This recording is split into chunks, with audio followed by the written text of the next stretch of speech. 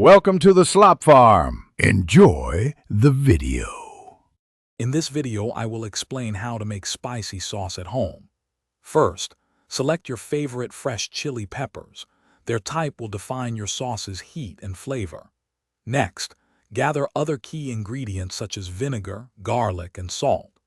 Don't be afraid to experiment with additional items like fruits or vegetables to create a truly unique and delicious sauce that perfectly suits your taste. Safety first. Always wear gloves when handling hot peppers to protect your skin from irritation. Decide on your desired heat level. Remove the stems and most seeds for a milder sauce, or leave some seeds in for extra kick. Once prepared, roughly chop all your ingredients.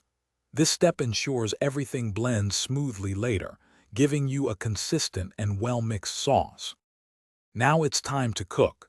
Combine all your chopped ingredients in a saucepan and bring them to a gentle boil. Once boiling, reduce the heat to a low simmer. Let it cook for 15 to 20 minutes. This crucial step allows all the flavors to meld beautifully. Remember to stir occasionally to prevent anything from sticking to the bottom and to ensure even cooking throughout. After simmering, let the mixture cool slightly, then transfer it to a blender.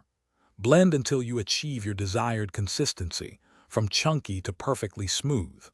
For an extra refined sauce, you can strain it through a fine mesh sieve.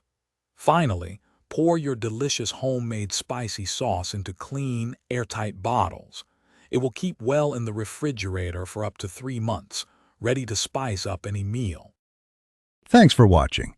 Consider subscribing if we helped you today.